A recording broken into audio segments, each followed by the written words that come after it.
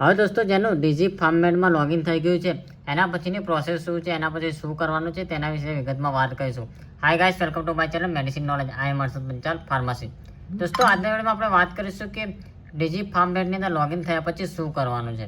તો એની અંદર જ્યારે તમે ડીજી ફાર્મમેડની અંદર લોગિન કર્યું છે અને રજિસ્ટ્રેશન થઈ ગયું છે ત્યારે તમને આવી એક ટેક્સ્ટ મેસેજ દેખાવાનો છે. એ ટેક્સ્ટ મેસેજને તમારે ઓપન કરવાનું છે. ઓપન કરશો એટલે તરત જ તમારું ડેસ્કબોક્સ ખુલી જશે અને તમારું જે લોગિન આઈડી છે બધું આવી જશે, જે આ રીતનું સરફેસ હશે. હવે તેના પછી આપણે તમારે બધી પ્રોસેસ કરવાની છે, એટલે કે તમારે બીજી વિગતો સબમિટ કરવાની. સબમિટ કરવા માટે તમારે સાઈડમાં આઇકન છે તેની અંદરથી લખવાનું છે હેલ્થ કેર પ્રોફેશનલ રજિસ્ટર, એની અંદર જવાનું છે.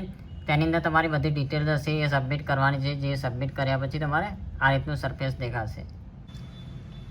તેના પછી તમારે બીજું સ્ટેપ આવશે જેની અંદર તમારે કેટેગરી છે, સિસ્ટમ ઓફ મેડિસિન છે, એની અંદર કેટેગરીની અંદર ફાર્માસિસ્ટ લખવાનું છે, લખેલું તો આવશે, મેન્શન આવશે. રજિસ્ટ્રેશન ઓફ કન્ટ્રી એટલે કયા સ્ટેટમાંથી કર્યું છે, રજિસ્ટ્રેશન નંબર, ડેટ, પછી તમારું એડ્રેસ એટલે કે તમારું રિન્યુઅલ પરમનન્ટ છે કે રિન્યુઅલ છે, એમાંથી કોઈ ચોઈસ કરવાનું છે. હવે મેઇન પોઈન્ટ એ છે કે રજિસ્ટ્રેશન સર્ટિફિકેટ એટેચ એટલે કે તમારું લેટેસ્ટ સર્ટિફિકેટ એટેચ કરવાનું છે, જેની અંદર રજિસ્ટ્રેશન સર્ટિફિકેટ આવશે. એના પછી તમારે ક્વોલિફિકેશનની અંદર ડી ફાર્મ કર્યું છે કે ડી ફાર્મ કર્યું છે, સ્ટેટનું નામ, કોલેજનું નામ, પાસિંગ યર્સ ને બધું મેન્શન કરવાનું છે. લાસ્ટમાં છે તમારું ડિગ્રી એન્ડ ડિપ્લોમામાંથી જે ફાઇનલ યર પછી તમારે જે સર્ટિફિકેટ આવે એ એટેચ કરવાનું છે. એના પછી અગર જો તમારી વધારે એમ ફાર્મ કરેલું હોય કે પછી MBA કરેલું હોય, જે પણ કરેલું હોય એ તમારે મેન્શન કરવાનું છે. એના પછી તમારે નેક્સ્ટ સ્ટેપ આપી દેવાનું છે. એના પછીનું નેક્સ્ટ સ્ટેપ છે કે તમે કરંટ વર્ક શું કરો છો, એટલે કે તમે જોબ કરો છો, કયા સેક્ટરમાં કરો છો, કેટલા વર્ષથી કરો છો, એ બધું તમારે મેન્શન કરવાનું છે. હવે લાસ્ટ સ્ટેપ એવું છે કે કરંટ વર્ક ડિટેલ એટલે કે તમે જોબ કરો છો, કે તમારું પોતાનું બિઝનેસ છે કે શું કરો છો, એના વિશે ડિટેલ્સ ભરવાની છે.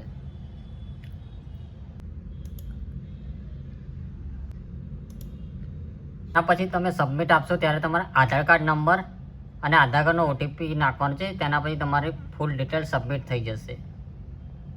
જે લોકોનો ડીજી ફાર્મમેડની અંદર લોગિન થઈ ગયું છે, રજિસ્ટ્રેશન થઈ ગયું છે અને બધી પ્રોસેસ પૂરી થઈ ગઈ છે, તો તેના પછી નેક્સ્ટ સ્ટેપ શું છે, શું કરવાનું છે, તેના વિશે આજે ડિટેલ્સમાં વાત કરીશું. Hi guys, welcome to my channel medicine knowledge. I am Harshad Panchal, pharmacy.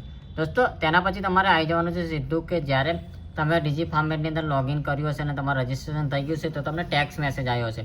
A text message open કરવાનું છે અને એ સાઇટની અંદર જ્યારે આઇકનો દેખાય છે તેની અંદર પ્રોફાઇલની અંદર જવાનું છે. પ્રોફાઇલની અંદર તમારે એડિટની અંદર જવાનું છે. એડિટમાં તમારે આઉટના ઓપ્શન દેખાશે, તેની અંદર તમારે સિલેક્ટ કરવાનું. પછી તમારે સિલેક્ટ કરવાનું છે આઈ એમ એ હેલ્થ કેર પ્રોફેશન. પછી તમારે શું છે શું નથી એ તમારે